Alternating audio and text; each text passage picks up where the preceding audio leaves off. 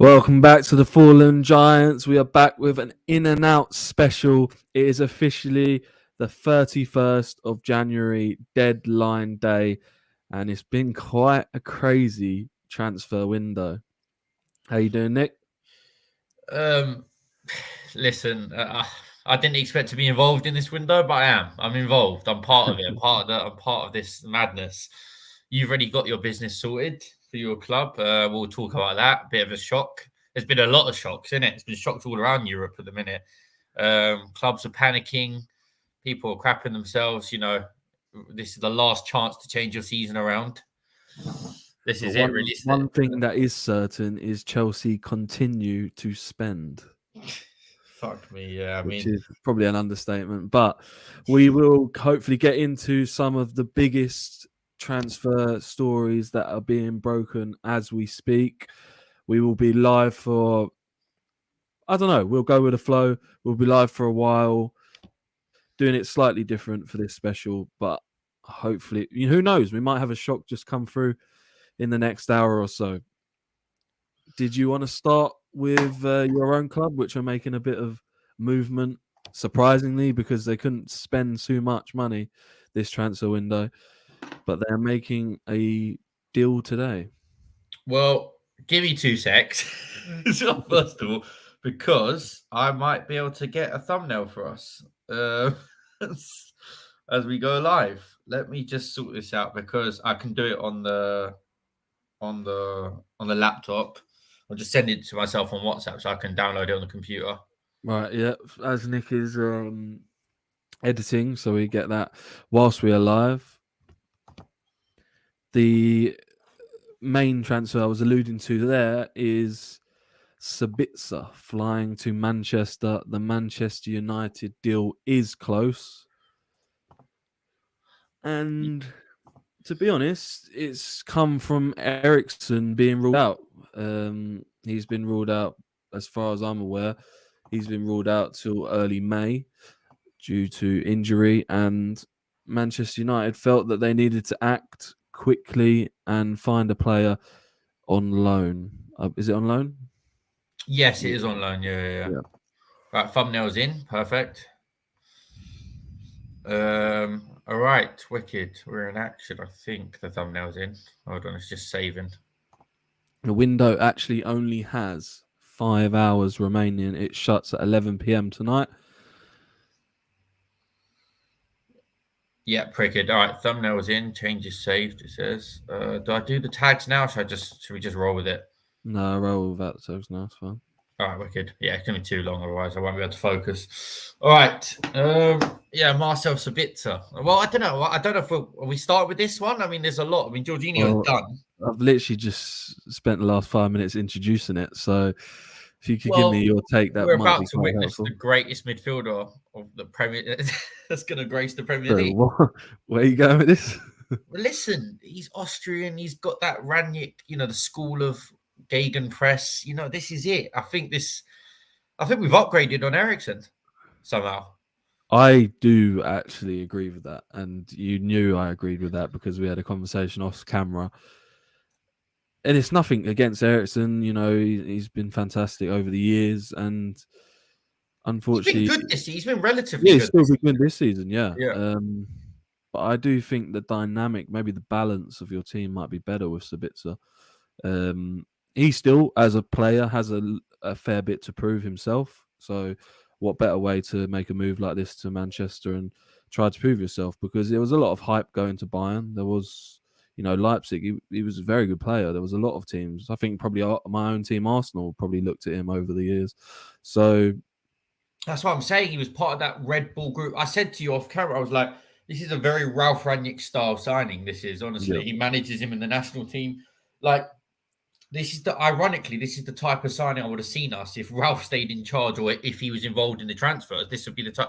Maybe there was, and obviously the opportunity arose. Maybe there was already links from that, and his short period there that he made some contacts that it was easy to get to and communicate with that. But I don't know. It's just it's one of them I couldn't have called. I didn't know. I don't watch enough Bundesliga to know that I don't know why he wasn't getting more game time. than he should have. But him and Gravenberch have both been kind of lacking game time in that midfield. Who are Bayern playing in the midfield then? I'm guessing Kimmich and It's Kimmich sits and that they've been playing Musiala and Muller actually more central. Okay, not Goretzka. I know Goretzka had a few injuries here and there as well. Goretzka has struggled with injury. That's the problem. Goretzka, I think, would be the first choice to be in there alongside. But good midfielders in it to have though. Fuck me, that's a strong set of central midfielders. Yeah, it's been more of like a 4-1-4-1, but then there's this flexibility in the sense of getting their fullbacks very high. It's a bit off track, but at the same time, it's not. I know they've agreed a deal ready to sign his Austrian compatriot. I know they're getting Konrad Laimer in the summer from Leipzig, which is almost to the point where is Laimer a bit more defensive than Sabitzer? I'd say, or they're both quite similar players. Yeah, no, I think he's a little bit more, maybe a little bit more Goretzka style sort of thing. It'd be interesting to see whether, because I think that for club and country to have Sabitzer and Laimer, next season for Bayern, I don't know whether they should go for that or think about it. But at the minute, they don't.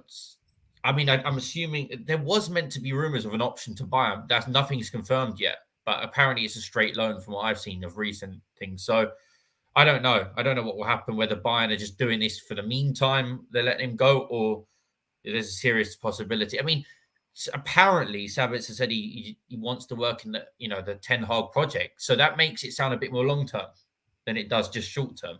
I mean, you don't want to be part of a project for 6 months and then dip again. I don't know. Yeah. It's interesting. We'll see how it goes. If we were to go back to our usuals with the rating of the transfer, remember we used to rate them. I would say I'll give this a 7 out of 10 kind of transfer. Yeah, I potentially it's a hard one to rate in the sense of, so at the start of the window, if you just named Sabitzer out of nowhere as coming to Manchester United, people may not rate it too highly, but I do feel that it may even need a higher rating in the sense of who you could have got, with 3 days to go of a deadline day. So you're saying for a panic buy, it's actually a very good panic buy if it was. In effect of like getting an addition because of injury, we need someone till the end of the year. I think is probably higher than a 7 in that sense. But I do get overall.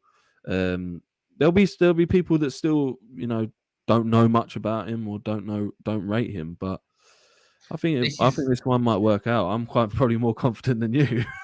How funny is football? The fact that the reason we're getting Sabitzer is because of Andy Carroll. Yeah, it's fucking mental, isn't it? Because this guy was on a vendetta, by the way, the other game. So he was looking to take out our whole team, then he got sent off. So God knows what he has against United, for God's sake. But I could see, obviously, when Eriksen came off on crutches, it's one of them. It's annoying because I told you I'd love to have Sabitzer and Eriksen. It shouldn't really be an emergency loan. We should be looking to add to the squad anyway if we want to. We're deep into a lot of competitions, but it is what it is. It looks like Sabitzer is literally, he will be playing. He's going to be shifted straight into the team. He'll be playing a lot of games. Like, he hasn't got much competition. I'm not going to lie. So, but it does show, I'm not, our predictions are another video, but it does show if you didn't move for a player, how, this would have affected the top Chaz, 4 race. You know how nervous I was, yeah? Especially when I found out Eriksen's out for 3 months today. I was thinking, this season might be done. Like, genuinely, we've had such a good season. I was thinking, my God, because of the sale of this club that is looming over us, it's going to end up hindering us, and we will end up crashing out of all the competitions, missing out on top 4, and it just sets us back in this project. But it sounds really dramatic, but maybe Weghorst and Sabitzer might just get us through this season. They're not our ideal targets, are they? You even said, ideally, you want to be having a long-term targets of just examples of a De Jong and an Osimhen, for example, as your long-term. But it looks like Sabitzer and Weghorst are the answers for now at the minute. So there's players that have got to come along for the ride, and there's also players that I'm not on that ride surprise I'm not a fan of short-term. I'm not a fan of short-term deals, to be honest. I'm not a fan of them. Loan deals have become a lot more common recently for bigger clubs as well and stuff like that.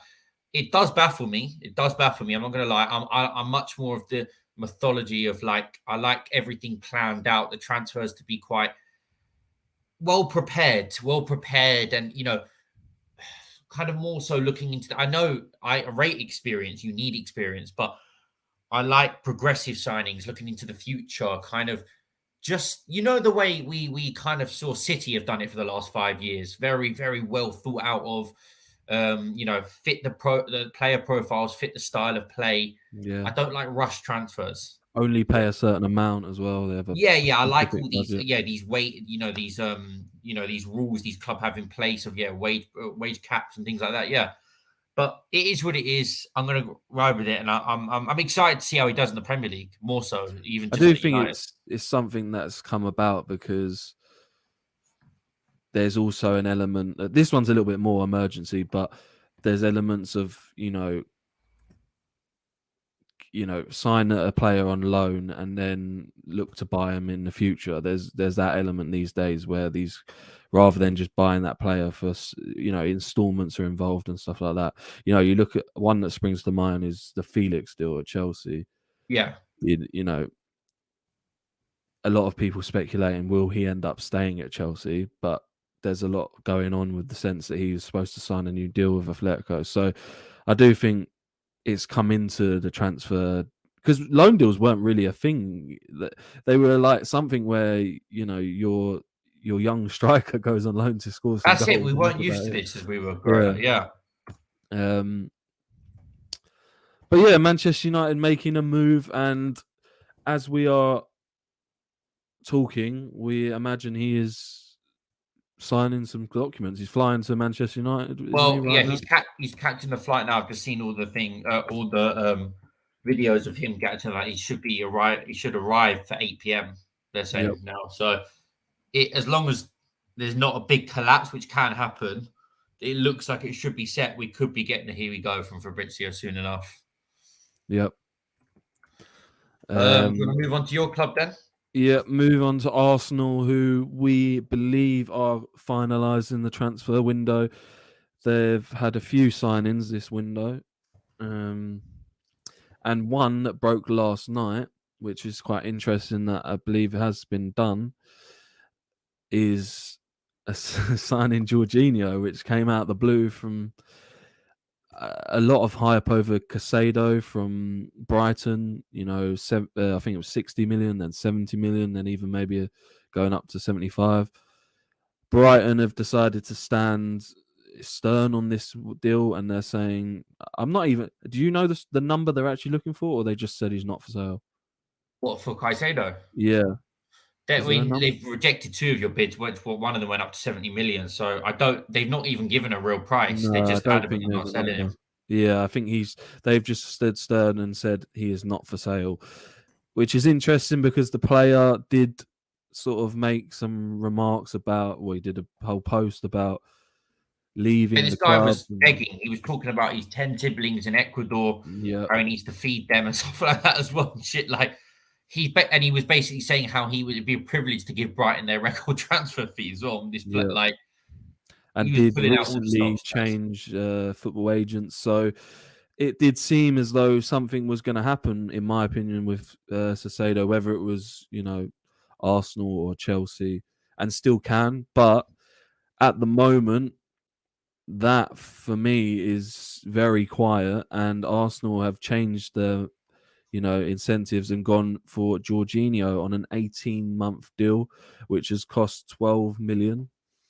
Yeah. And the reason for that is because he had 6 months left at Chelsea. Chelsea obviously feeling the opportunity to cash in on some of their players. There's talks of Gallagher's, Jorginho's, etc., etc. You Yeah. asked me initially when you saw this, was I excited about it? Did I rate it? My feeling was specifically, I felt that Arsenal needed a transfer or needed an addition. Yeah. The thing that I'm slightly critical or disappointed in Arsenal is we've had 2 windows where we've sort of forgotten about this position, which doesn't make sense to me because up till now, a lot of our signings have been that progressive sort of, what do we need? We go out and get it. And we haven't been afraid to spend a fair amount of money at this moment of time. But yeah, you think back to Douglas Luiz and now Jorginho, And I've got nothing. I feel that Jorginho, if Arteta believes in him, which this seems to be key, you have to, believe in the manager and just say that, okay, we'll let you have this one. We'll see where it goes. But in terms of, I don't really even use progressive again, but long-term planning, I do feel that we've missed a trick with this one. Well, again, a lot of discussions we've had off camera, you were talking about kind of the way you were going in for Douglas Luiz at the end of the last window on the last day. Now you're wrapping up Jorginho. You want for Caicedo, all different profile players. Yep. It just seems a bit scattergun. And like Arteta's had a lot of hits, but people are saying this could be his first miss. Well, I don't know. I guess was Willian under Arteta? I think it was at the start. Yeah, that was at the start. And unfortunately, that was another Chelsea player as well. So it doesn't look good in that sense. But then I'm seeing a lot of propaganda on Twitter saying, "Oh, Jorginho, you know the way fans can spin things. They start bringing out all the comps of him controlling football matches. We don't know. You can make mockery comps, or you can make like comps that complement him as well. Yeah. Like at the end of the day, he's got good and bad games for Chelsea this season and down the years. So it's about how he fits into the system. Arteta has given you a reason to believe in him now because of his talent ID, the player profiling. He's obviously been a fan of him for the last couple of years. So you're going to go and trust him. But I think you obviously said you had your reservations about him. You've never really been a top fan of Jorginho from when I've been spoken to you in the past. Like he's never been on your list of players that you've admired massively. I think it's for me, and I don't want to break down too much of his, the way he plays, but specifically the way we use Partey and how I deem that, almost Casemiro vibe, etc. I don't see it for Jorginho. I get there's elements of his game, potentially we bring him on with 20 minutes to go and he sees the game out, passing the ball. He doesn't lose the ball often. So there's elements that I like there, but I just feel like right now it's happy days because at the end of the day, Partey's, not long-term injured. So if he continues to play and we're bringing Jorginho in to freshen things up and stuff like that, nothing can go wrong. But we're talking not even top four now. We're talking title challengers. If Partey has a big injury, he's got big things to put on his shoulders. It's a different style of player. I mean, there's similar characteristics in them, but it's a different in terms of athleticism and power. It's different. Physicality is my worry. But you would rather Jorginho than Lokonga as the replacement as well. That's a bit obvious. It's a hard one. I don't want to completely scrutinize it. I'm on board with you and Ollie, people I've spoken to. It wouldn't get me off my seat, but there was room for a addition, but it's just you would have liked the way Arsenal would progress going. You would have one thing that piss you off. I think it piss you off is if Chelsea got rid of Jorginho, and we'll get into it, and then they end up wrapping up Enzo by the end of this window. Yeah. That would annoy you, I think, is the fact that fair enough, you've got your Thomas Partey, you've got your established midfielder, but Chelsea getting this caliber of player that can be great for them to the next 5 years, and he's the future and the now. You would love Arsenal to. I mean, it's not going to happen, but you'd love that to be getting Enzo, for example. It almost they're offloading their scraps as well. They're almost little broing you. Have you heard that they're kind of making you their little bro? Like even though you're obviously, I think you're going to win the league, but they're still not taking you seriously. If they're willing to give you Jorginho, there must be an element of that.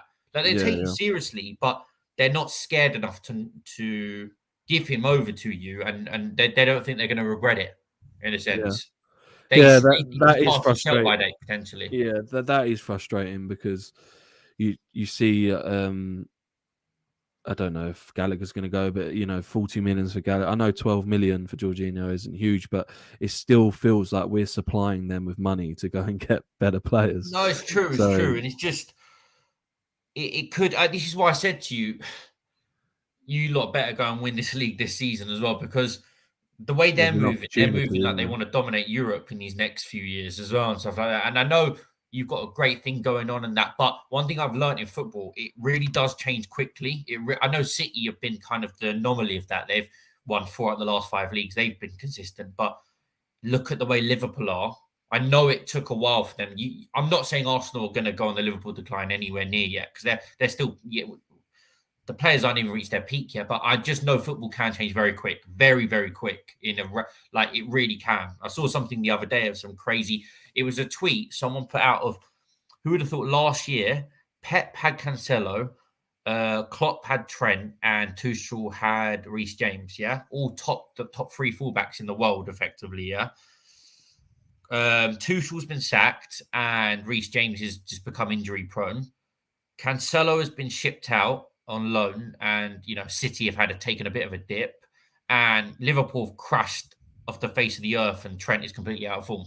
That was an example of how quickly football can change. Yeah. So it's interesting. Let's see if this Jorginho thing can help you get the league over the line, and you can see it's clear. Then why not? 12 million extra to go and win a league. Well, that's one positive spin is he has won trophies. So yeah, international. He's been in changing rooms that have won. So that's one element you can say could help in that sense. But yeah, I did think I was a little bit flattened, and you said it. From going from Caicedo down to Jorginho is the biggest sort of gap, in my opinion. It's just, I feel like if the Caicedo thing wasn't happening, it wouldn't be as bad for you. But yeah, it is what it is. It's just crazy. I mean, you joined the list of Pedicek, David Luiz, Willian. It's just becoming a common thing every couple of years now. I don't know how this keeps happening. I thought you were past it. I really thought Arsenal were past that. But who knows, man? Who knows? But what would you rate this transfer then? I'll give you mine after. 5 out of 10. I'll go 6. I'll be nice. I'll go 6. It's quite mid though, isn't it? Like you agree? It's with a that mid one. Yeah. Who knows? It could shock us though. A lot of things have shocked us, and you could be pleasantly surprised. Maybe I'm sure you've watched a lot of Jorginho, but maybe 90 minutes you get to see him. I don't know as well. It could. I funny enough, do back him to show us better performances than we have seen in previous years. I think he will look better under Arteta, but whether we're talking about how good he can get, we're not sure. He's at the end of his sort of better days. But as I was just mentioning as well, the window sort of Trossard, we got that the centre back in. Can you pronounce that? No, I've not even got the name ready. So I know he's Polish and he played for Spezia in Italy. That's about it. And he's left-footed. But yeah, I don't know. Oli put a lot of pressure on. He was saying that, I know, we banter him about when's he going to say Arsenal to win the league. He put a lot of pressure on wanting additions and wanting us to make. That's something I wanted to ask you, and you'll probably ask me. But if Arsenal, we spoke about previous seasons, Arsenal didn't get the January transfer additions that we needed to get top 4 last year. Yeah. I know you think Arsenal will win the league, but do you think that we've actually done enough to help us? Could we be in a much better position? Have we used this window correctly? I think you have done enough, because I think I did say before the window opened, I said you only needed 1 good addition, and I think you've added 3 decent additions. Okay. Trossard being a little bit above decent, actually, because I do rate him quite highly. Yep. It's just interesting to see, if I threw it back at you, is that you were in for Mudryk and Caicedo. Yeah. I'm assuming if you'd already landed Mudryk, there's no way you would have signed Caicedo as well. I'm assuming they were going to use your money elsewhere. I'm assuming that Mudryk money, they're like, we could use that on Caicedo then instead. I think so, yeah. Because I don't think you would be getting both. That's a lot. I'd be in excess of a lot. But they're 2 signings that obviously one club, Chelsea, have hijacked, and Caicedo's staying put. Is that the disappointment? Is that you haven't got your top targets? Yeah, because like you said, if we'd sign Mudryk early on, then go for Jorginho or something like that, and they say it's an addition to the midfield, it makes sense. But yeah, it's just the heights that they spoke about or bidded for to where we are, and that's nothing against. I think Trossard will be a success. Do you feel like, yeah, you've gone for two ready-made Premier League players? Do you think what's it called? You'd rather have signed no one and just stuck to your guns and waited for the right moment? Like, obviously, you missed out on your targets and not got, or were you happy that you had to get bodies in? Did you have to get the No, bodies yeah, in? I'm happy that we got bodies in, because I Yeah. saw, and it's trying to find little critiques in Arteta, but I did feel that there was times in cup games and that where we're still playing the likes of Saka, Martinelli. Well, I saw you've rotated, I think, the least in the league this season. You've used Yeah. about 13, 14 players all season. And this is where I believe you're going to win the league, because I think somehow by miracle you've had such a limited amount of injuries with the amount of lack of rotation is quite unreal, to be honest. Yeah. It This just is where allowed us, like we saw it instantly. Allowed. I know we didn't win the game, but Trossard started against City, so it just allowed us to put players. I don't know down the line, but another cup game. I think Europa League. Trossard, early shout. I think Trossard's going to end up benching Martinelli sometime soon anyway, because I think Martinelli's been out of form for a little bit anyway, for about a month. So I think he'll end up benching him at one point.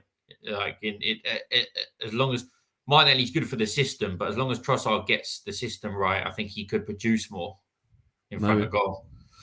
But yeah, so Jorginho, we've rated that. Obviously, we got to address the big one, which the title is all about.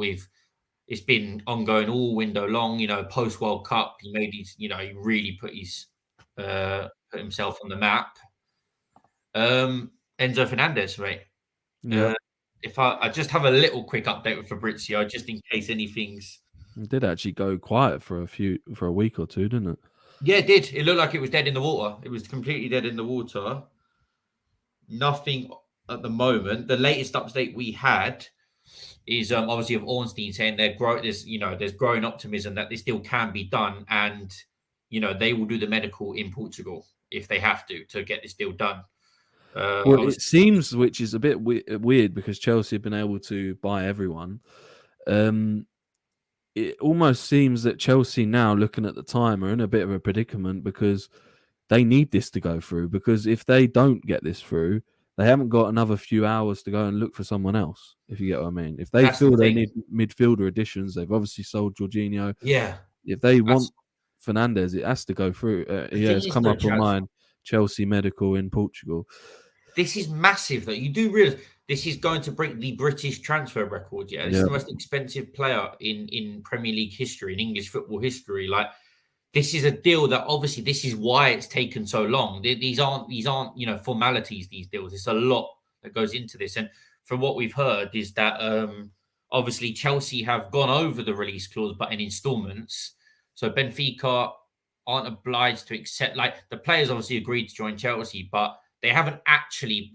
There was misleading information that Chelsea have met the release clause. Even Sky Sports was saying it, but they haven't officially met the release clause, because if they had, there'd be no problems. He would be a Chelsea player by now.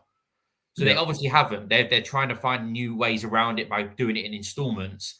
But I tell you what, Rui Costa is making it as hard as possible. This is what you call hard, stern negotiating. He's made it as hard as possible for them to get this done. And I don't know what you think. We've had so many off-camera discussions. Do you think Benfica could be stupid not to take this, or do they hold put and there's going to be a host of clubs that will be in for him in the summer? This is why Chelsea is so desperate to get him now. Yeah, no, he's a great player, and I do feel that Chelsea are, even at this price, it's just fantastic to get a player of his caliber in. For me, generational. I think he looks generational. I know I've only watched, I'd say, 10 games of him. I'd say, yeah, don't care. I don't care. I can see it with my own eyes when I see it straight away. And this special. He's special. He's a very rare player in this modern day where, he's Verratti-esque. That style of player, Modric, that can dictate a game. You have to pay premium for these type of players now. I feel like this is. And that's where I'm stuck with Benfica, is how much are they really holding out for by, bringing him to the summer? I don't know personally if Enzo Fernandez will be upset if this doesn't go through. I'm not sure 100% from the I think he'll get player's point over of it. I view. think he'll get, but Yeah, but how much are they really holding out for? It says here for me it's 105 million pounds. yeah, it will be. So So it's 120 million euros. I think the thing is, I don't know. I'm assuming his type of dream would normally be Real Madrid, Barcelona, because a lot of Latin players that is their dream to play for them too. But Premier League is where the money's at. We've seen it this window. We'll get into it as we discuss other clubs. It's just complete different stratospheres and worlds the Premier League's in financially. So yeah, that may change. I think the dream will always be Real Madrid or Barcelona, but he's thinking, fuck it now. Let's go and join Chelsea. I can join them later on in my career at some yeah, point. yeah. So I just think I think Benfica, if you look at their track record of selling players, it is them and Porto, both of them, and even Sporting to a certain degree, just Portuguese giants, yeah. But Benfica especially, my word, their track record of sales, yeah, whether it comes to João Felix, what was it 100 plus million? Yep. You're looking at Di Maria, David Luiz, Ramirez, Matic, Nicolas Gaitan, Otamendi, Edison. I can't. There's just so many players down the years. I'm probably missing some really obvious ones that have gone for. They're just so good at doing this. And I said to you, I felt a bit sick the fact that City got Julian Alvarez from River Plate for 16 million.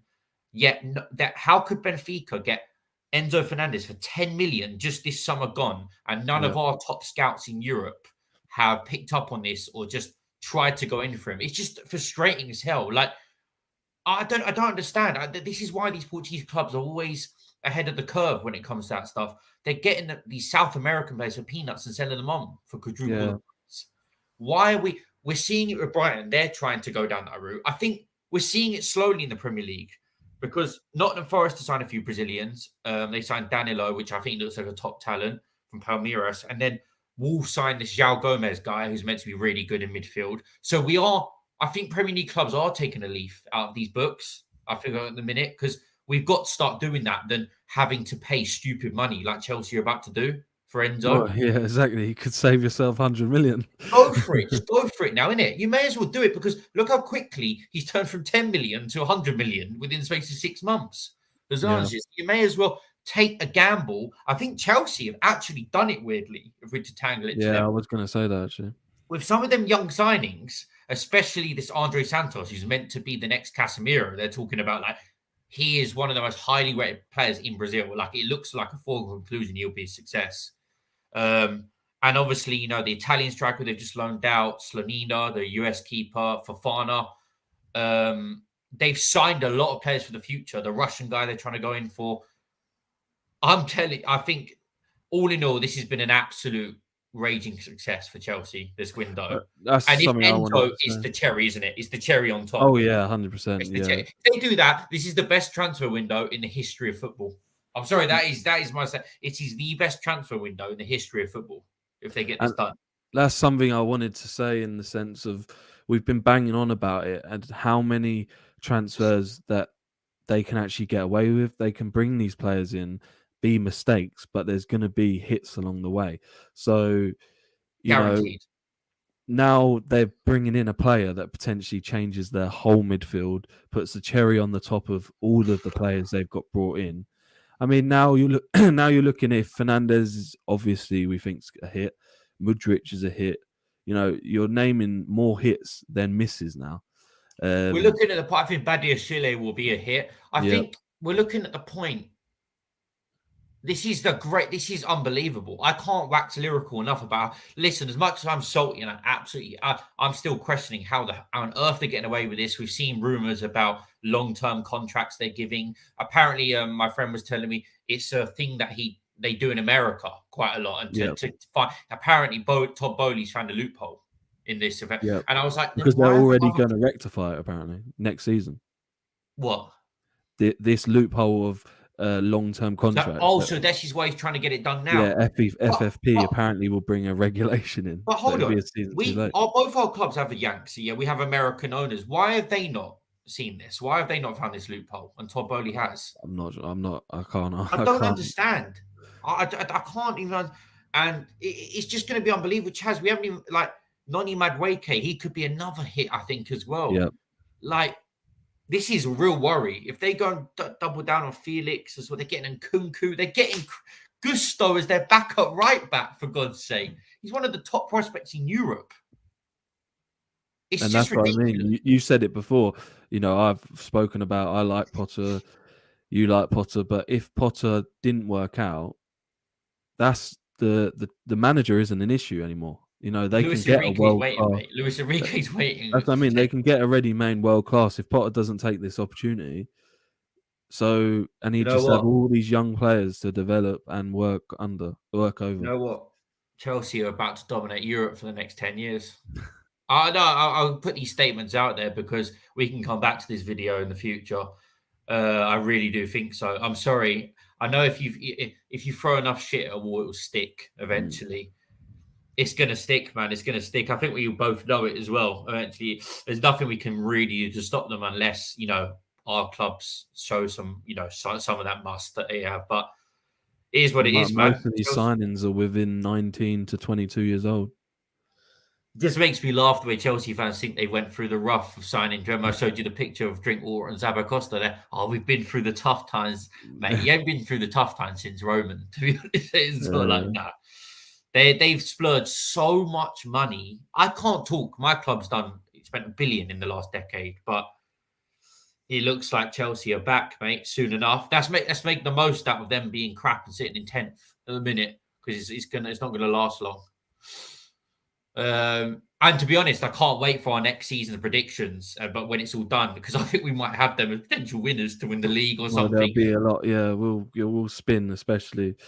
The weird thing is they don't look like they'll stop either. They may get Fernandez now, and they get Casado. You imagine the summer they start ramping up more. They spend another.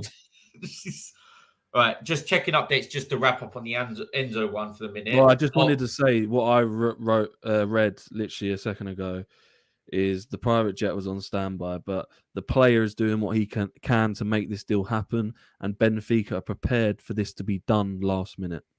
Fuck. It's going to get done.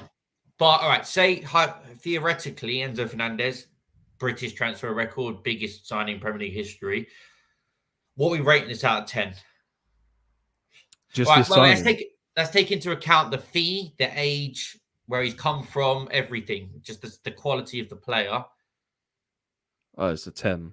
This is a 10. I'm going to go 9. I'm going to go 9 out of 10. Yeah, just because you don't want to give perfection. No, it's not even that, because I think he's almost perfection as a footballer. The only reason I'm saying no is because of the fee. I'm only dropping it a little bit because it's over £100 million for a 21-year-old. That's it as well. Like, I know he's worth it. I get it, but imagine they signed him for 10 million in the summer. Of course, yeah. Okay, yeah. That's all I'm doing. That's the only reason I'm dropping it. But we wouldn't because of the fee. I don't think it's a big deal. I'm happy to pay that fee. It's just I have to drop it because of the fee. I have to. They're breaking the Premier League transfer. Like, he's the most expensive player. Is he only 25 million or 30 million more than Casado? Yeah. Is that fair?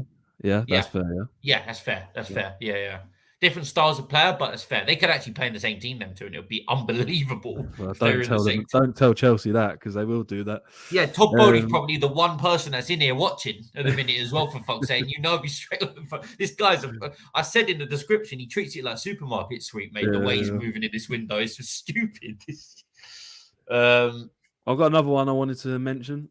I know we've got more, but I'm just saying. Harry Sutter has gone to Leicester City. You went from Enzo Fernandez to Harry Sutter, mate. Do you know what? You only get this on the Fallen Giants, bro. You've got to talk about all transfers. Don't give that disrespect. He weren't far off of knocking out Argentina in that World Cup, my man. Sutter gave it all for us. I love the way he dropped that. We're not going to cover the big six. We got Spurs' transfers to cover as well. No, we're not running out of time. All right, fine. We'll go Harry Sutter. I'll give a little 6'6", big Aussie. He's joining Leicester for 15 million from Stoke. Good. I think it's a good signing. Yeah, I do as well. I think it's a top signing. I think 15 million's a bargain, to be honest. Actually, yeah. Finally, Leicester might have someone at the back that can defend. No, it's good. It's really going to help them. I think he can conduct. I think obviously Sionchu's already agreed to join Atletico in the summer. I think this is good. if imagine him and Wesley Fies can get a partnership going, that could be a very solid partnership. And that's what, as you said, is where they've been lacking this year. Oh They yeah. really do leak goals. And I think Well, he walks straight Marty's into their been team. starting, hasn't he? So Huh? Marty's been starting centre back. He walks straight into the team over Amate, Yeah. straight in. He slots into the first team straight away. I like it. I think it's a really, really good signing. And obviously, I think Leicester signed is it Tete from Lyon, only for like 3 million euros as well. Yep. And I think he's a good player. I've watched a few bits of him. He's a left-footed right winger. That's a sick side. I think that might go under for 3 million euros. That's like 1 million they signed him for as well. Yeah. That's not a lot That's a at all. solid signing, I feel like. So do you think Leicester can be relatively happy? Oh, and also, I don't know what the latest is at Leicester, but they're in for Jack Harrison. They were meant to push for him from Leeds today. No, But really. Is nothing's that formulated. because Leeds were going to sign that other? Who did they inquire about? They inquired about someone, but then it was a bit like maybe Harrison might stay Zaniolo. now. Yeah. I know they were in Was for it Zaniolo Zaniolo or for a someone else? bit. I know what you're talking about. There was someone. But 'Cause I saw a lot on Twitter about is he better than Harrison? Should we keep so if it's Harrison? Tete and Sutter, do you think that's a decent window for Leicester for an overall of like just under 20 million? Yeah, It's not I bad. think so.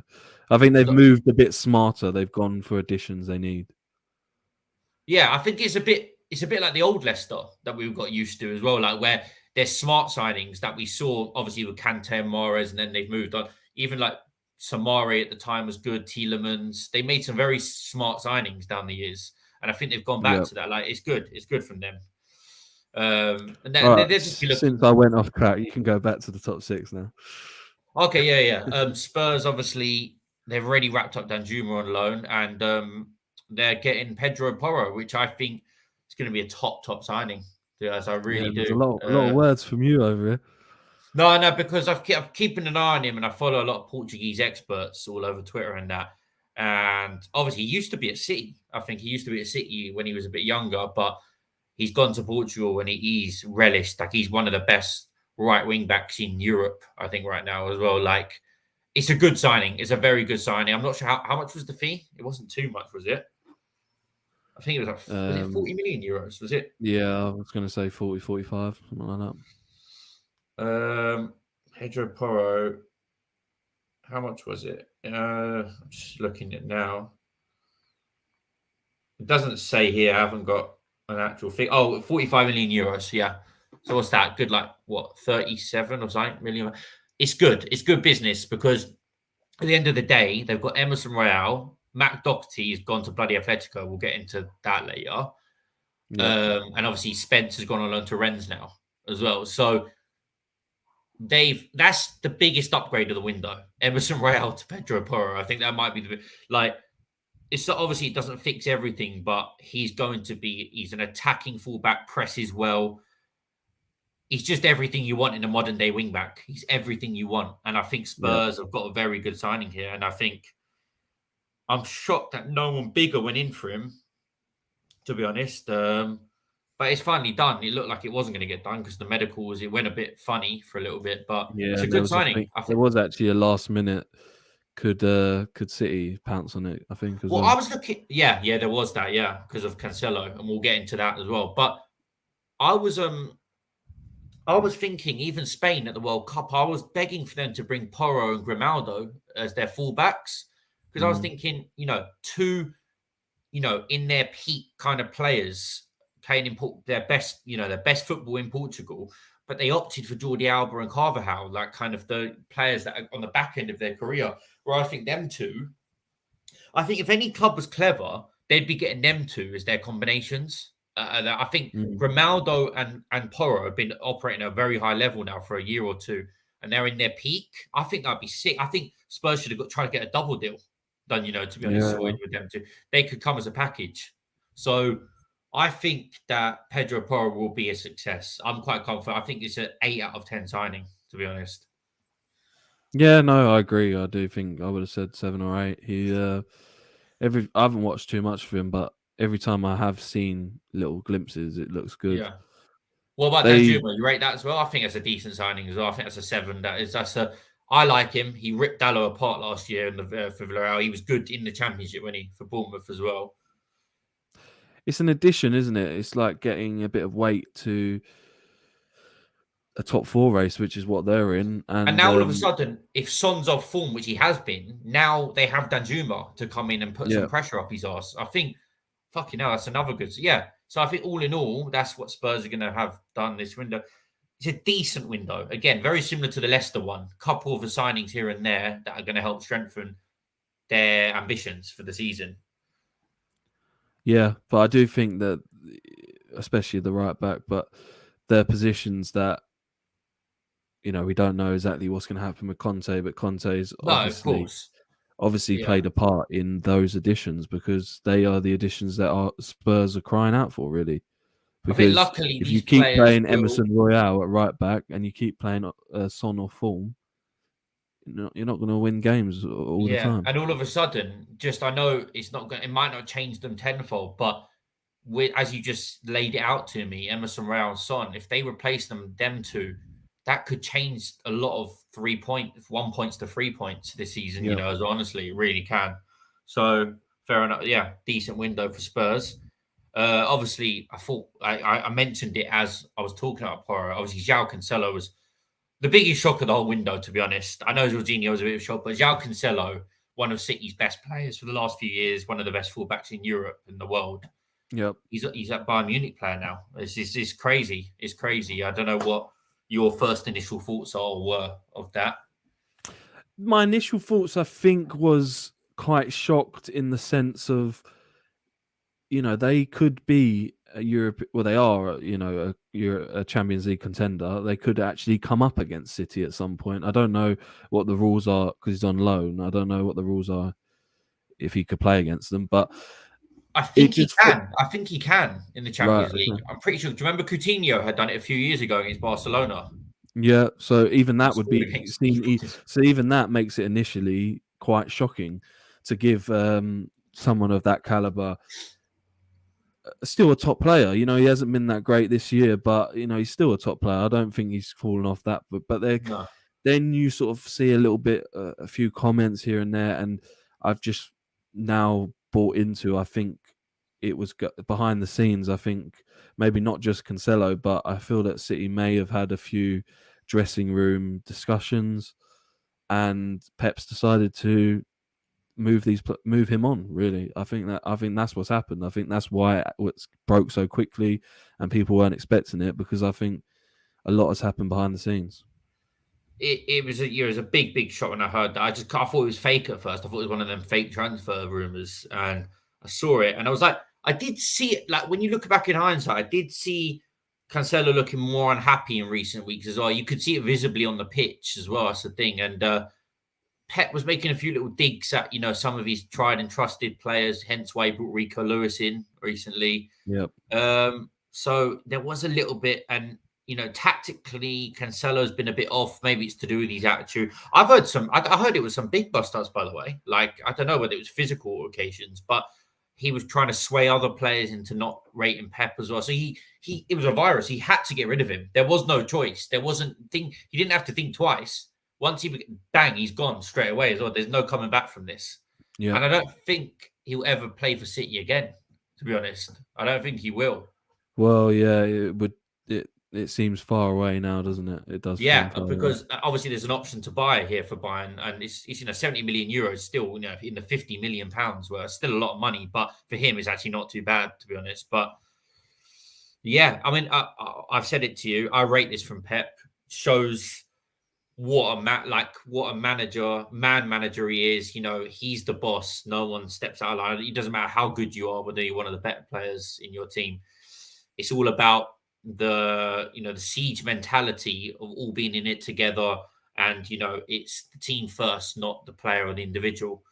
Yep. And Pep's always done that. He's never stood in the way of players if they want to leave, and if they want to leave in these bad circumstances, then it's a no-brainer for him to get rid of him.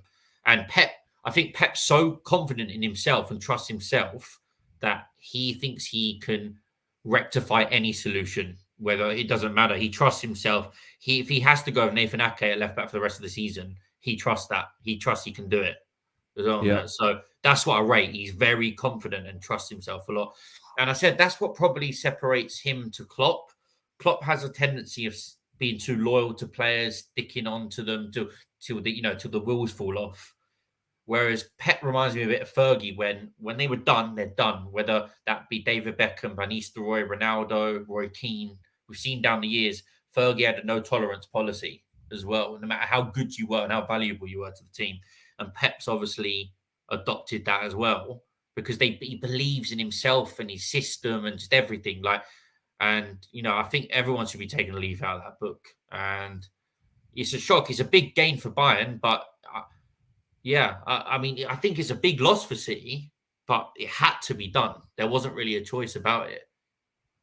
No, yeah, I think that now everyone's read about it and sort of heard things. Now it sort of makes sense and shows real leadership. Bloody hell, what a CV he's building up though, Cancelo. Yeah, Valencia, Juventus, Inter Milan, City, Bayern Munich. It's one of them good careers, isn't it? To look back on, going different countries in Europe and that. I think it's sick, to be honest. I think it looks good on his career. And yeah, I think he's going to rip up the. We know what the Bundesliga is like. He's open as hell. This guy's going to be. Has he been given the number 7 shirt at Bayern? I don't even know. That's what I saw as a rumor. sure. This guy's going to be getting goals and assists and scoring wonder goals and shit from. It would be mad to see if they do progress in the Champions League that if they came up against it. Well, we saw on the week. What a mental story if he went and won it with Bayern Munich. I mean, Jesus. It's crazy. It just shows you that not all things is not paradise. There's a bit of trouble in paradise in City. Letting go of Zinchenko and Jesus, seeing how well they're doing.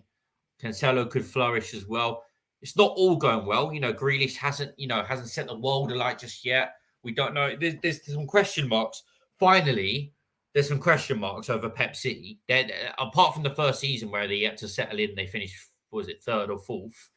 But finally, they're not this juggernaut super, powerhouse they once were. There is some trouble. There's some screws that are loose at the minute in that. Yeah, there's that certainly team. question marks, and I've read that he's questioning his own players in the sense of He is they've turned. mentality. He thinks their mentality switched to the Champions League, and they're sort of taking it a little bit, not lightly in games, but the drive for the Premier League isn't as much because they've won it. He said it openly. He literally said the first 45 against Spurs, that wasn't his team or something like that along their lines as well.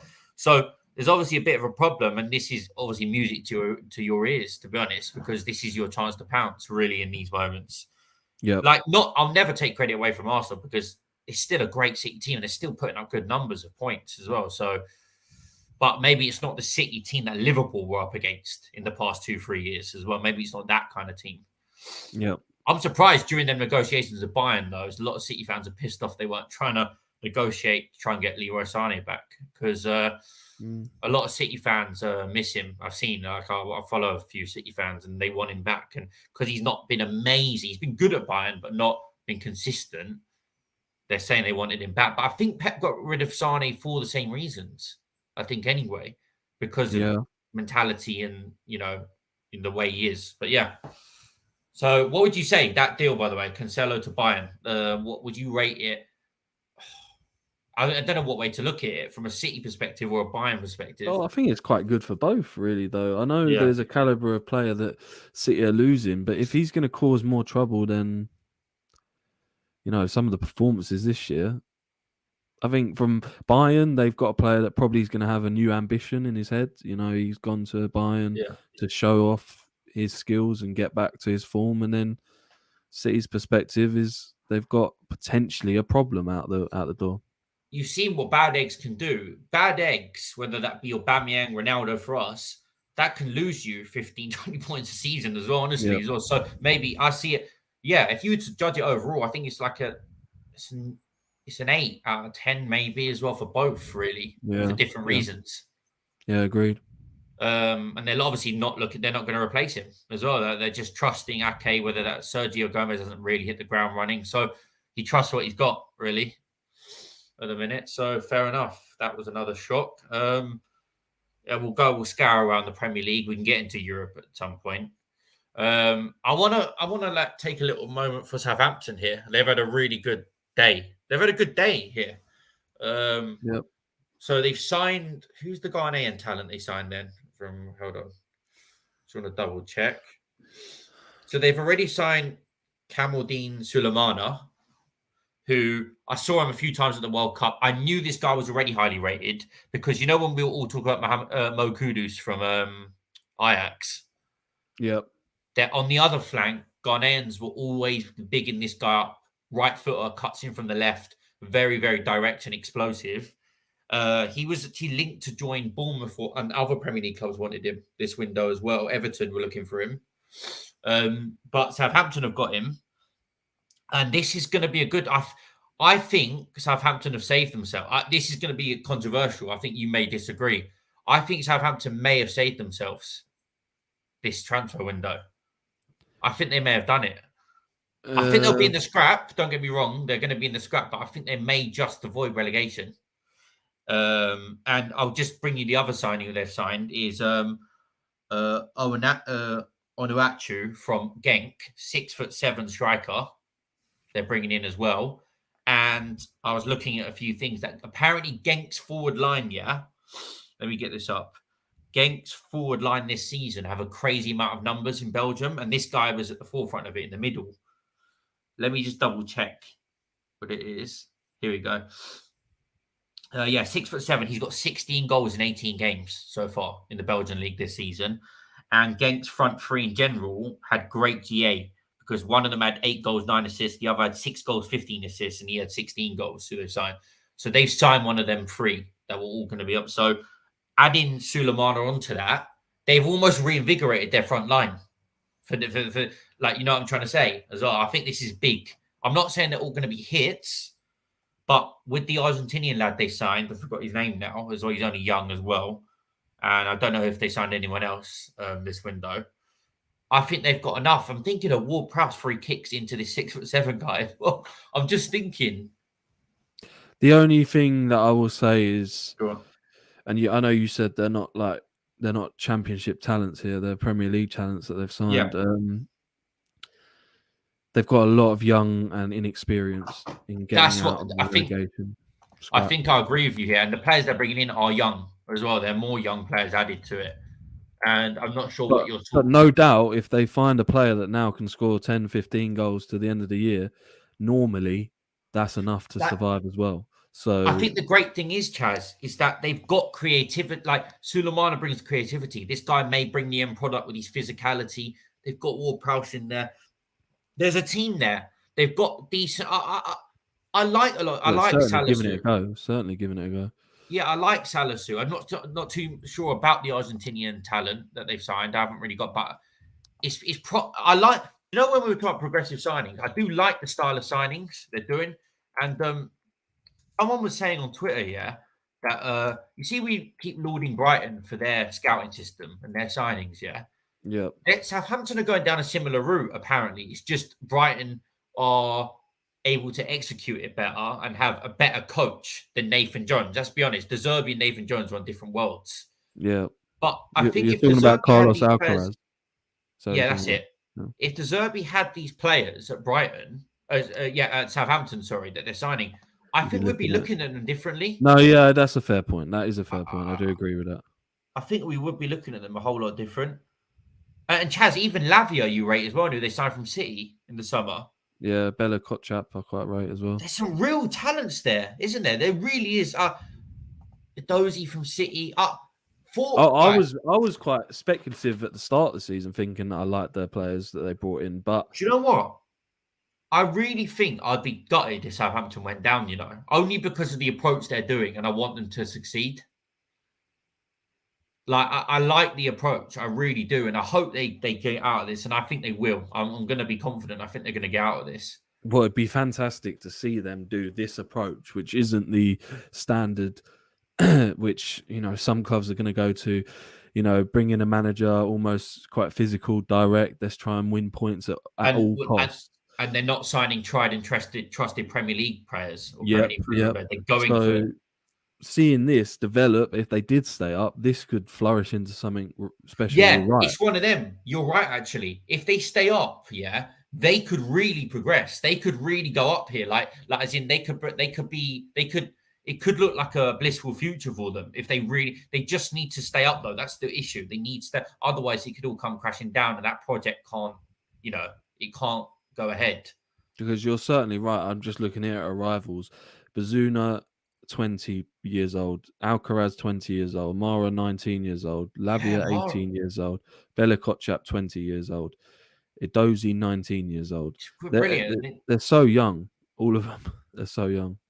But So you just hope that the experience with Ward-Prowse, even maybe who else they got that's even Walker Peters to this day still got enough Premier League experience now as well. Them players can blend it well enough, and then hopefully one of these is a hit for 10, 15 I'm goals. acting like I've got bare knowledge on these two players coming in. I'm just excited. I don't have knowledge. Like I have next to no knowledge, but I've only watched a few of Sulemana, nothing of this Genk striker at all. But I'm just excited at the style of signing. So I'm gonna just go on it and just go on a whim here and just say these two signings plus their window is an 8 out of 10, and they're gonna stay up.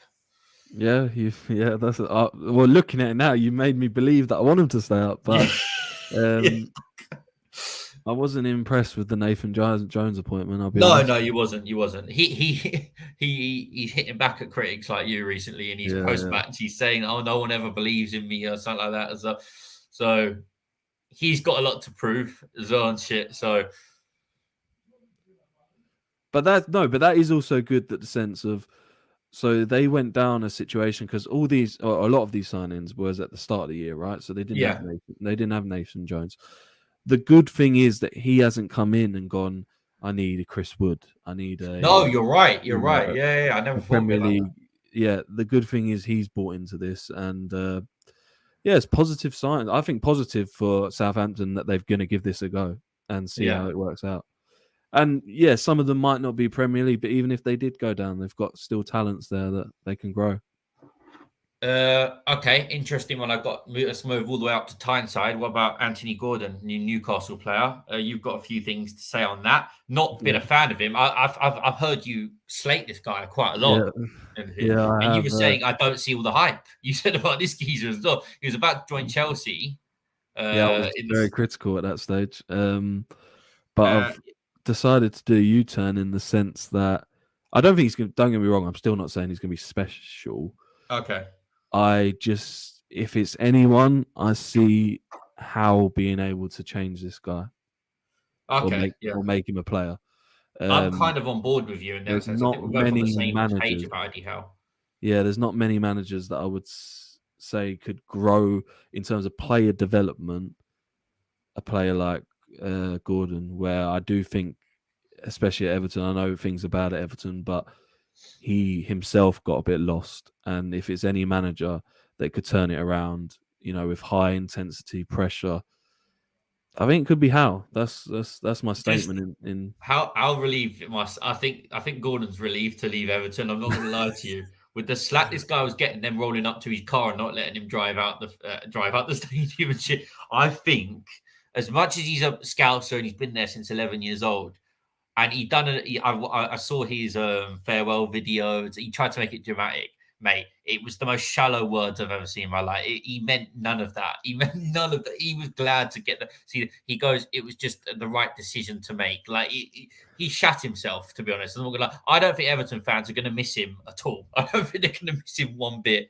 Yeah. This guy, he thought, what an opportunity for him. He'd be an idiot to turn this down with the state of Everton right now and the way Newcastle are looking. Yeah. I'm in agreement with you. Like, I probably rated him a little bit more than you, a little bit more. I saw a little bit of talent there, but Eddie Howe has just convinced me that he can change anyone's career around, a la Miguel Almiron as well, and Joe Linton.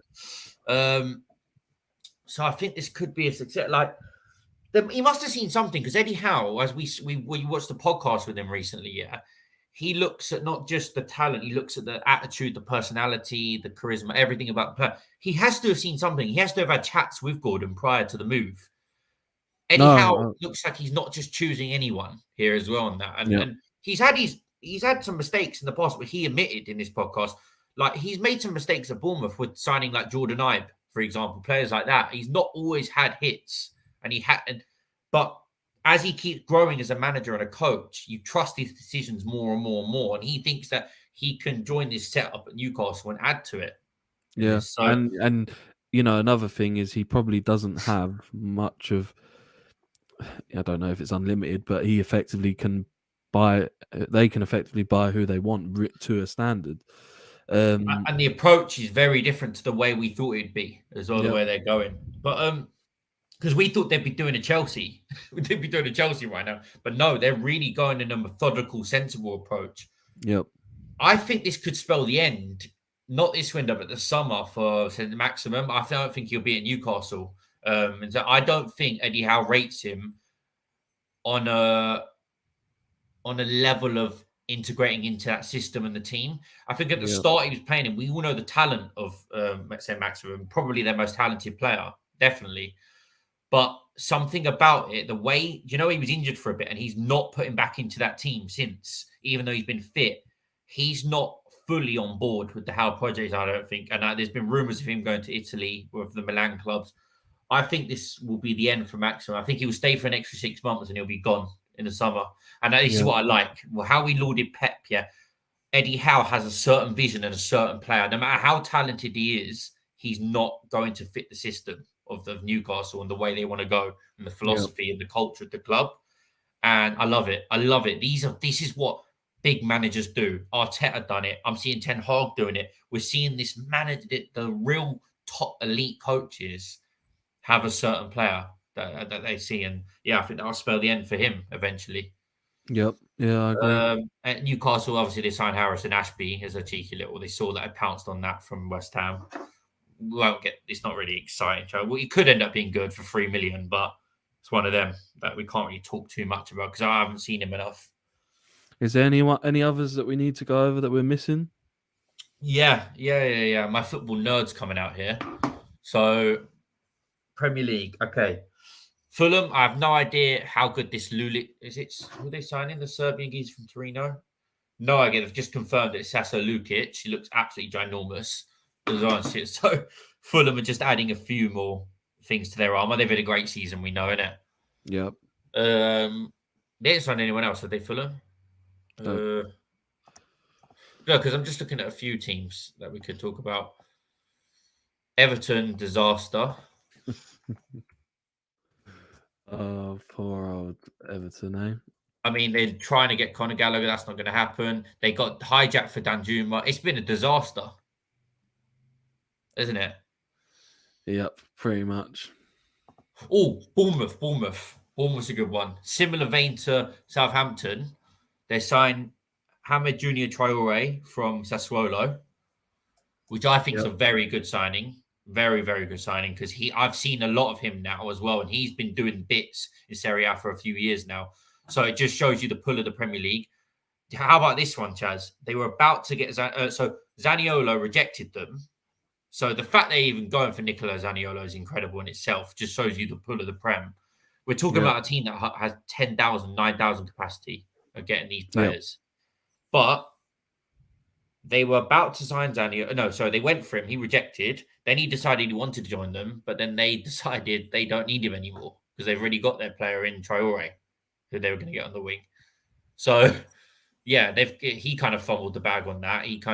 But Bournemouth are showing ambition, aren't they? That they want to get out of this. Yeah, it's interesting to see which clubs are trying to do everything possible in this final window, because they've only got what 4 months, 4 or 5 months to see this Premier League out and hopefully stay up for teams like this. So they're trying to show ambition and doing everything they can.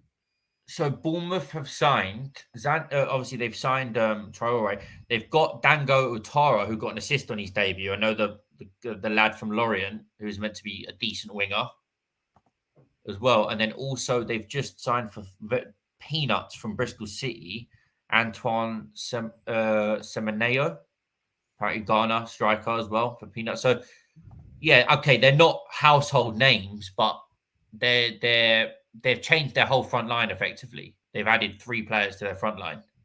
Yep. To boost their attack. And also they've added 2 players. Sorry. So they've also improved their defense. So attack and defense. They're adding the Ukrainian fella from Dynamo Kiev, who's I don't know much about, but they're adding him and Matthias Wiener, a left back from Roma, the Uruguayan. Yep. So that again, at least they're making moves and they're trying. They're trying. They're not going out. We see the way we spoke about Everton. At least Bournemouth, Southampton are not going out with a whimper in this window. Yep. They're giving it their all. I was just going to say another team that are seemingly trying to give it their all and continue to spend is Nottingham Forest. Nottingham Forest and the mini Chelsea at this point they are as well and shit. They have signed 136 players this window. They have spent 200 million in the sum. Chaz, can I just ask you about Nottingham Forest? Yeah, let's look at their rivals. Let's dissect this quickly. Yeah, as well and shit. Can you ask me what their vision is and where they're going down? What are they doing? What because they've signed there's no plan. No, it doesn't seem like this. It doesn't seem that's the problem. They've got the biggest squad in the history of football. It is like, how can you go Chris Wood to Serge Aurier? Like, I don't know what to say. Like, I don't like Willy Bolly. Like, I'm talking about the summer. Okay, let's go this window. Yeah, Danilo looks a really good signing for about £17 million from Palmeiras. Yeah. Really good, 21-year-old Brazilian. Even Gustavo Scarpa they signed from Palmeiras. So they've signed 2 players from Palmeiras, which is good. One of them is young, one of them is older, a little bit older. You know Scarpa, who they've signed from Palmeiras. Yeah. Apparently, he's a crackhead. Apparently, as well. Like this guy, he skateboards around Nottingham and that sort of shit. So, like, they are signing people from the street at this point as well and shit. Yeah. But you look half decent. The other day. Chaz, they've got Chris Wood. They've signed John Joe Shelvey.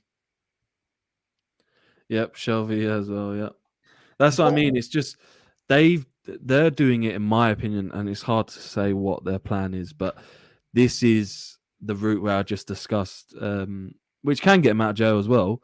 But this is the route of getting Chris Woods, getting experienced players, or just they're doing everything they can in the Premier League, pretty much. But yeah, but not just that. They're not just doing Premier League though. They're also signing random players all over the world.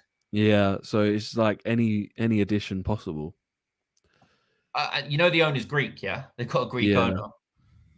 And he just sits there and just splashes cash as well. Like, it is just mental. I mean, they're probably in a big trouble if they do go down. Because remember how much they're giving Lingard? Like about 200 grand a week or some shit. Like, they've got to be careful here, They've got to stay up, don't they? Yeah. By all means, and that's what they're doing. By all means, they've got to stay up. But I tell you what, I think Danilo will be a success. But the best signing I've really been impressed with since the summer is definitely Gibbs White. Yeah. For them, he's been. I think he's a top player. I think he's a good footballer. I've watched him enough now. I saw bits of him at Swansea in the Championship last year.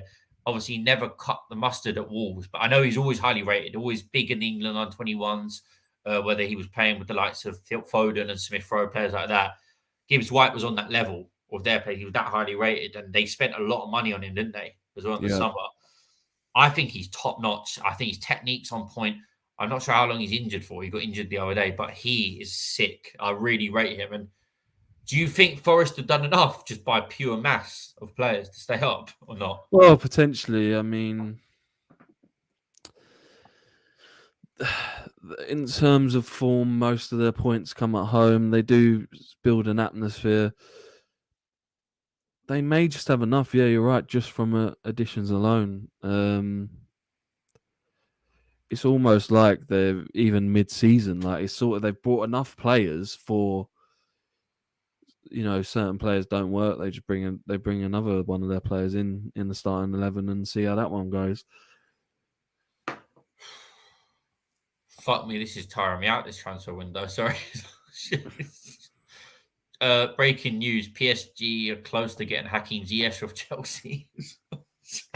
Well, Chelsea are obviously needing to offload some of those bad eggs, and I agree with that. They've got to get rid of some of them. PSG, I mean, we may as well. What do you think? Good signing for them or not? For the French league, or like? Yeah. I think he needed to get out of Chelsea. Certainly, he doesn't start for them. That's the problem as well. When you that front three, Of course, yeah, but there's an element where Oh, I've just thought of something though. Hakim Ziyech and Hakimi on that right wing at some games as well. What we saw from Morocco, that's tasty. That is tasty. But that's yeah, something to look forward to. They've already got a relationship now as well. and Messi's and they need to be particular in keeping them for certain games, and some of these games in Liga Un, they'll have Ziyech to play. So I still maintain it. how much did it PSG cost have you? they have the best squad in Europe. They have the best squad. When I look at their squad, how stacked it is with midfielders, whoever it is, they have the best squad in Europe, and there's no excuse for them not to win the Champions League. They have to win it. They have to go and win it because they are too stacked, and there's too many clever signings. They've made top signings. There's no excuse. They have the best and most balanced squad in Europe. Well, they got to knock out Bayern Munich, so. Oh, I cannot, Chaz. Them live streams, them Twitch live streams, Chaz. Cancelo and Alphonso Davies versus Nuno Mendes and Hakimi as full. Chaz, this is elite football. None of this Arsenal, yeah. This is elite football. Can't wait to be back in the Champions League next year. Right, back to get thrashed up, yeah. But anyway, yeah. But that's a little. Oh my god, I'm so excited. This is going to be too good. But Chaz, we haven't even mentioned they've wrapped up Milan Skriniar in it from Inter on a free. Yep. They tried to get the deal done today so they could sign him for January in advance, but Inter not accepting it.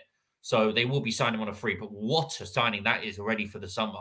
Like, oh my god, that's good, Chaz. You rate him highly as well. Like, PSG just go from strength to strength, man. Him and Marquinhos. I think Ramos, they just need to bin him off in the summer, to be honest, as well. So Skriniar coming in, Chaz. I don't know. I think that's top. We'll probably get into that in the summer. We'll talk about that. Yeah. But to get him on a free, I mean, you'd be fucking doing cartwheels if you could. If Arsenal got him on a free. Yeah. I'm surprised that a lot more clubs weren't in, but maybe they were, and just PSG overruled them. So yeah, that's mad. Let me think. Before, obviously, you need to dip soon, don't you? Yep. Anything we're just evading our heads. Obviously, Real Madrid they signed a kid for like 100 million. They just asked about it at the start of the window. Anything else? So mainly Premier League. Like, think of teams. Villa, they just signed off that Moreno as a fullback. I don't think Brighton signed a youngster yesterday. Yeah, who will end up being £100 million player soon. Swedish guy. You know it already, Chaz, isn't it? Villa signed Danny Ings, and he completes the claret and blue journey that he's gone on. Have you seen it? He's played for Burnley, he's played for Villa, and now he's for West Ham. So he's played for all claret and blue teams. So, he just needs to go Northampton and teams like that now, sort of finish it all off. Sorry, that's just one of them. Do you know one of them satisfying things in football? Who else there, Chad? I'm just looking at teams. Palace, they've signed a few. I don't think we both know who they've signed. They've signed Lokonga, apparently, now. Yeah, on loan. That's a shocker. They signed another player, but I don't even know who he is. Leeds. Oh, Leeds. Let me quickly get in Leeds as well. Weston McKennie from Juventus. How do you rate that signing? Is that a top? You think that's a good one? Yeah, I think that's a good one. Jesse Marsh's Army. They're staying up. If they don't stay up, I'm meant to hate Leeds, but I have a soft spot for them now as well. So Tyler Adams and Weston McKennie, Chaz, there's a picture of them. They've been in each other since kids. They've known each other since they were young kids in the academy in the US. That midfield now is the highest intensity, most pressing midfield you're going to get in the league. It's going to be relentless with them two. Yeah, and they basically got the US midfield. Yeah, I think Leeds are safe. I think they'll be good. That's confidence. I think that midfield, I think, is very good. I do. I was impressed. Imagine having to play them. Imagine having to play that midfield twice in 4 days coming up soon as well. Yeah, and well, it's lucky you're bringing in someone, because then they would have been running all over the place. I'm worried. That scares me. That midfield, that Leeds midfield. That is. I know it's not the most technical, but fuck me, they're going to run for days. They're going to run for absolutely. And that's what they do. They play with intensity, and they try and.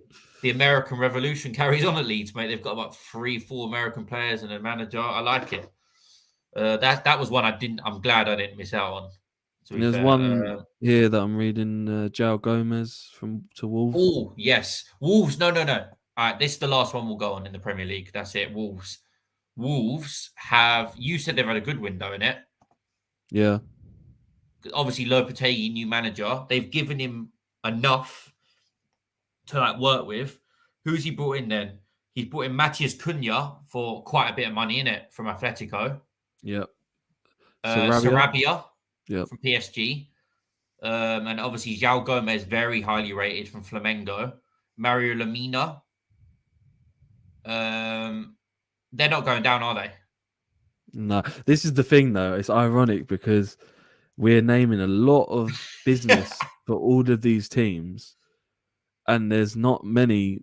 There's we're saying that they're not going up, but there's only some have to go down. So It's I know so you funny. I know you can reel off like Everton that haven't done a lot enough and stuff like that, but there is 3 places you've got to go down.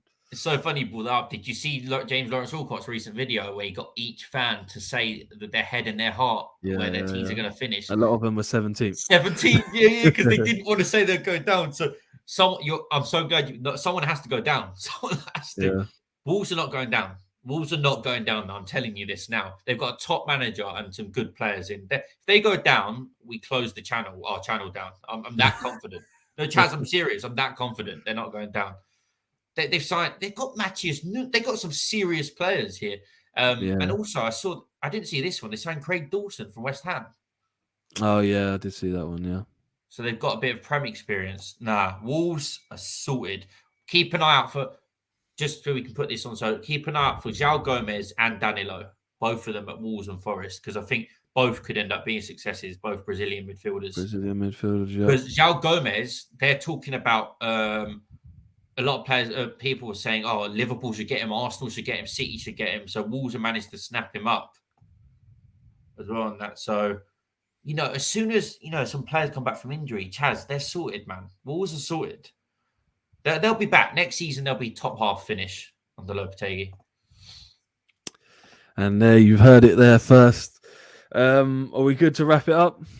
We are good. Oh, Juventus. I mean, the whole scandal, everything. They might need a video just themselves when it's. All right, cool. We might just do a video on Juventus. Yeah, we'll do a video on Juventus. Yeah, players inevitably, surely, all walk out of there. Thanks for watching the video and the live stream. Obviously, there's still, what are we talking, 3.5 hours till close. Some breaking news may still come, but we've tried to cover as much as we can. Please like, comment, and subscribe. Thanks for watching, and peace.